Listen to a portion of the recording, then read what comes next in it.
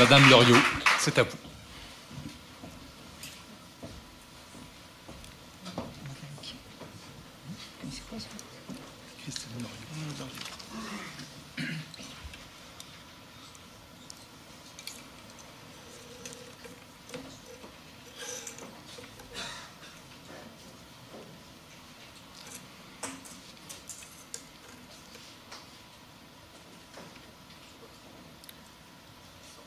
On y arrive.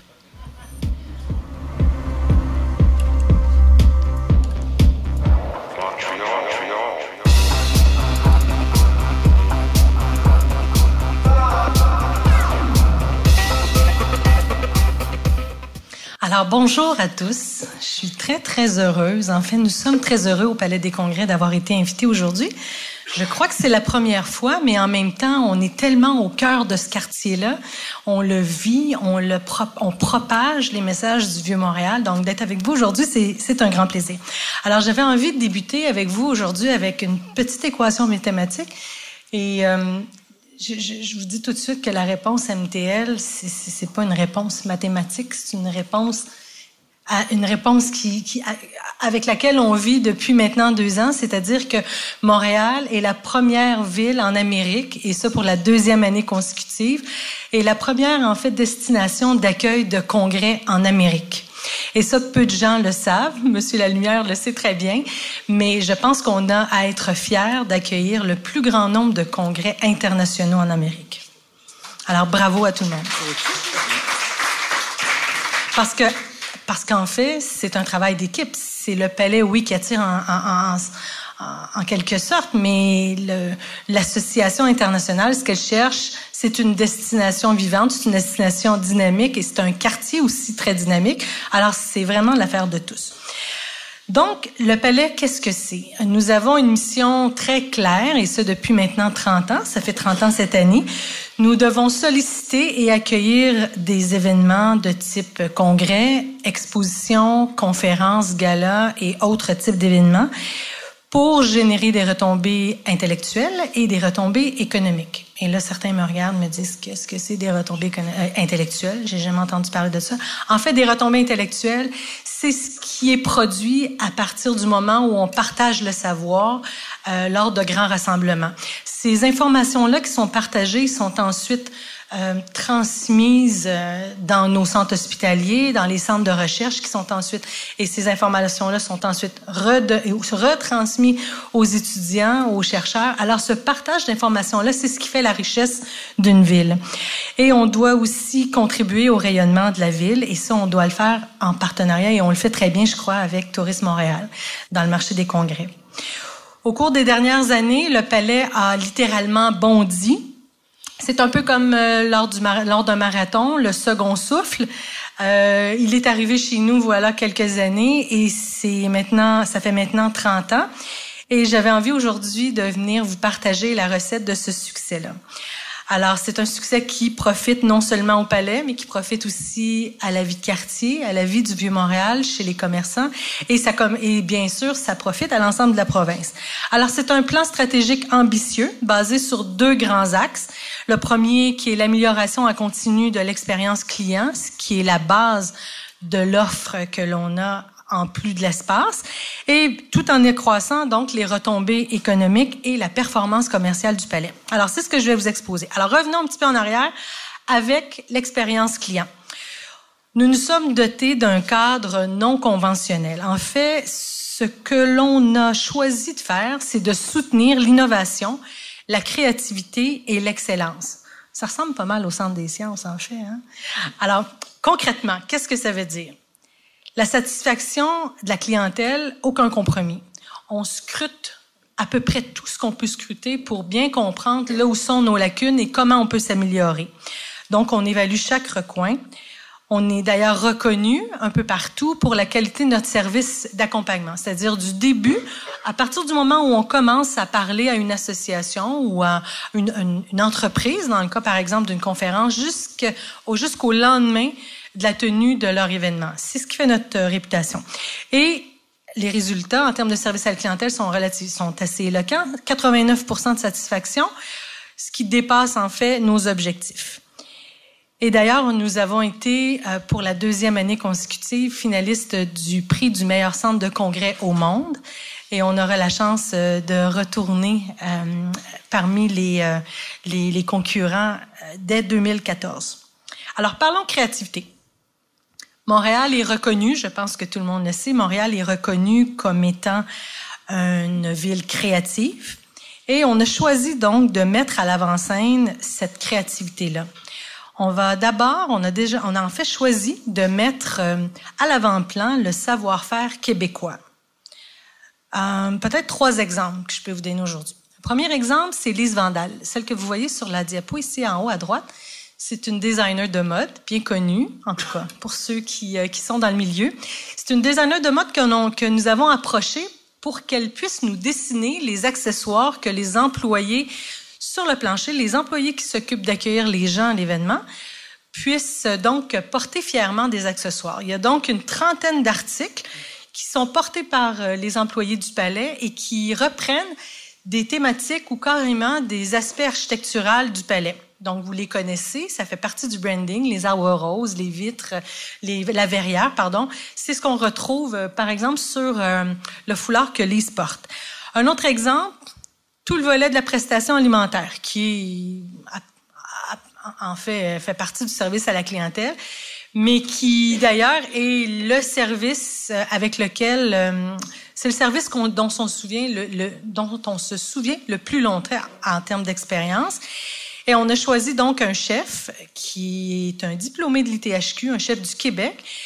Pourquoi? Parce qu'on veut que quand les congressistes partent d'ici, ils aient une expérience totale, une expérience globale qui aussi comprend la nourriture qu'ils ont mangée avec les produits du terroir québécois. Alors, c'est un jeune chef, Simon Duluth, qui est donc le plus jeune chef qu'on a jamais eu chez nous, je dirais peut-être début trentaine, et qui gère donc la plus grande cuisine à Montréal. Et pourquoi pas, et dans ce cas-ci, je ne peux pas vous donner beaucoup de détails parce qu'on est en négociation, mais pourquoi le Palais ne deviendrait-il pas la plateforme technologique des grands développements purement québécois? Alors, ça profiterait en fait assurément aux gens que l'on accueille, mais aussi ça témoignerait de notre savoir-faire à titre de grande destination technologique. Alors le volet technologique, c'est une composante importante et ça m'amène à vous parler des différents développements en termes de technologie.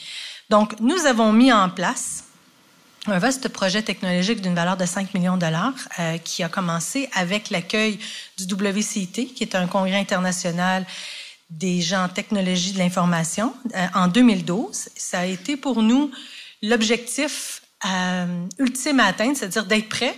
Il faut accueillir des gens qui sont des tops en technologie. Si on n'est pas capable d'avoir une connexion simultanée, des connexions de 10 000 périphériques en simultané, on a un sérieux problème.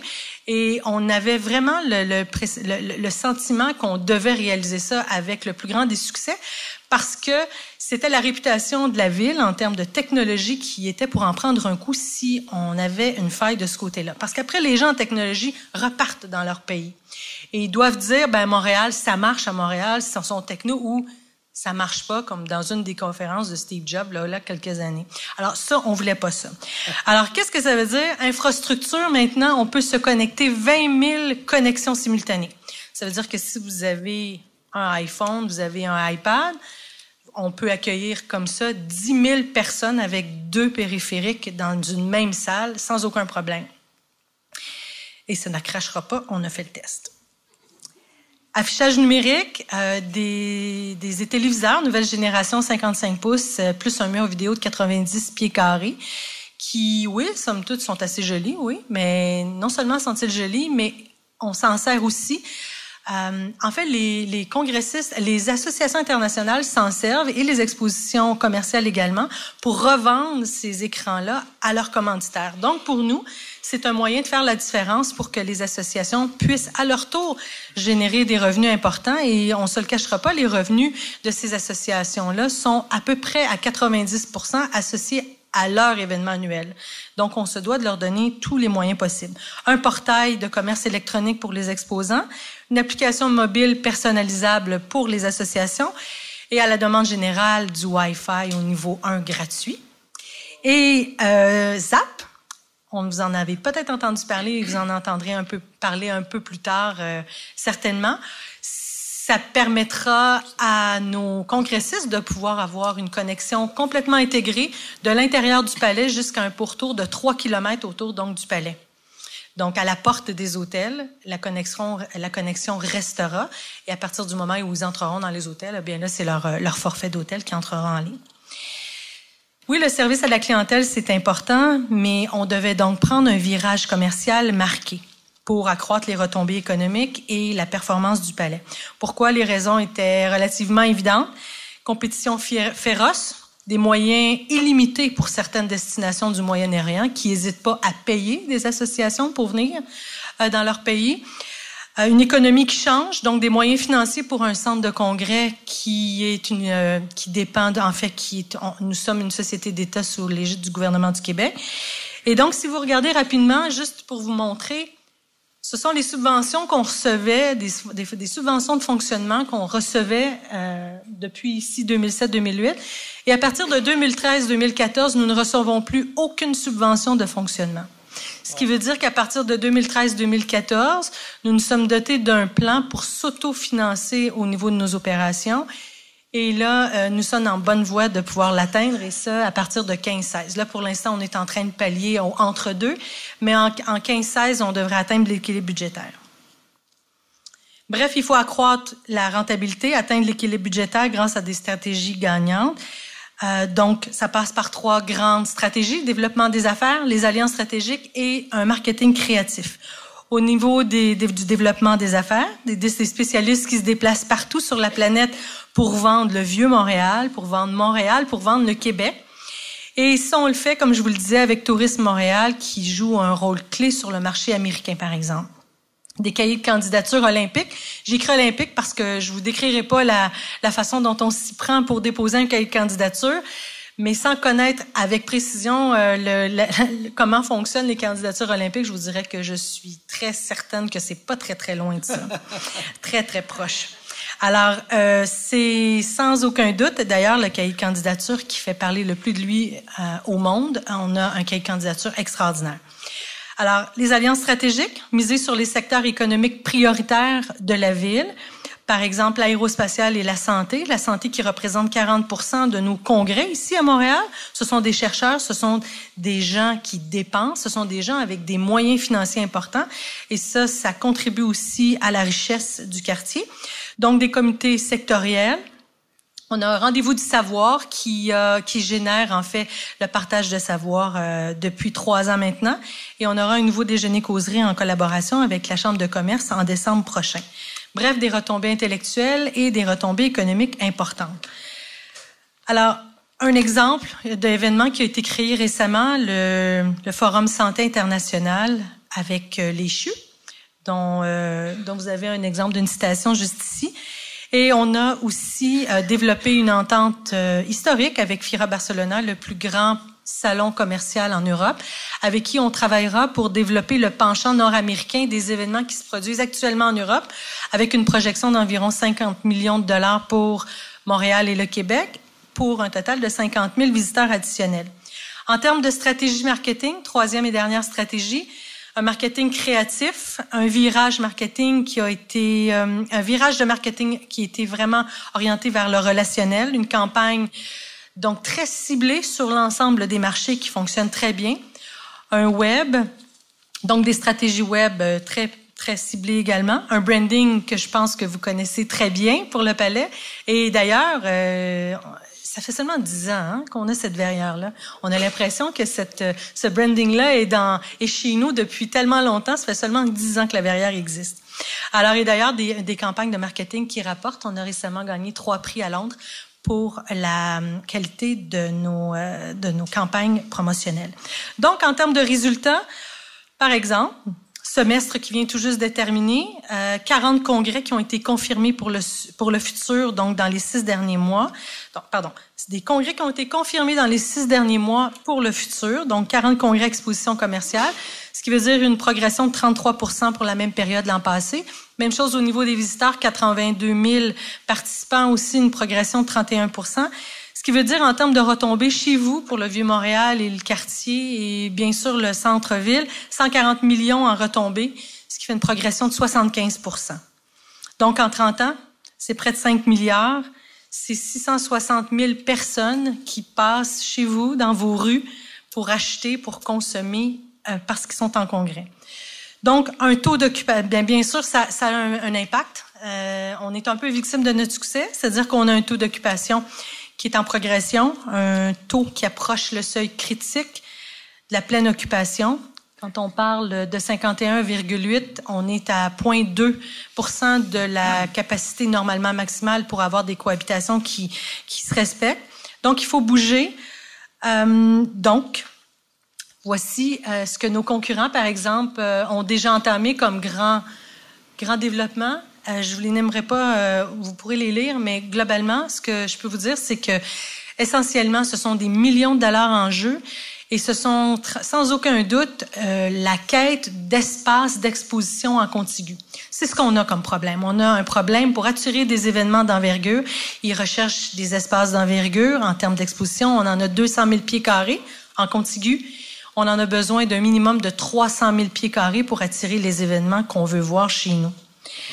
Donc, ce qui a été fait jusqu'à présent pour résoudre ce petit problème, un petit problème de rien, qui se résout pas. En fait, bon, c'est pas vraiment un problème, c'est un beau défi. On l'a déjà vécu une fois, on va être capable de le refaire. Alors, le gouvernement du Québec a protégé nos options d'avenir, donc il l'a protégé. Il a réservé 2 grandes zones de terrain à l'est et au nord du palais. Et actuellement, ce qu'on fait, c'est qu'on procède aux études et on poursuit nos analyses. Par la suite, dans un horizon de 2 à 4 ans au gros maximum, on ne pourra pas réserver nos terrains plus que ça. Le gouvernement du Québec devra prendre une décision sur l'agrandissement ou non du palais. Et oui, ça aura un impact sur le quartier, mais combien positif à la fin de l'exercice. Alors bref, un plan qui rapporte, un plan stratégique qui, je pense, est concluant. Un palais plus performant, un quartier de plus en plus achalandé et une ville qui rayonne.